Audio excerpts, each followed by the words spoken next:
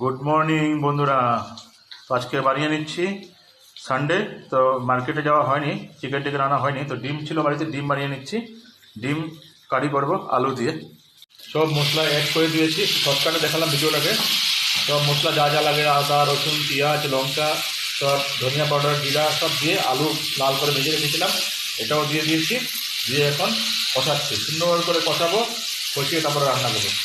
আর কালকে রাত্রে একটা ভিডিও করেছিলাম আমি, সুন্দর একটা আলু গোবি একটা ভেজ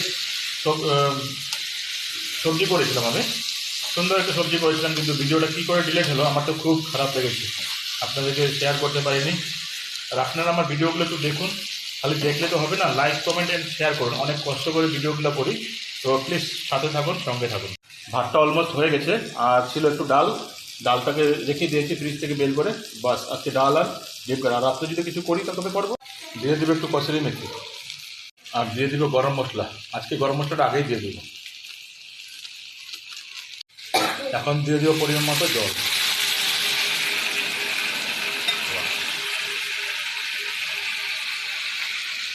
এখন একটু ঢেকে দেবো এটাকে।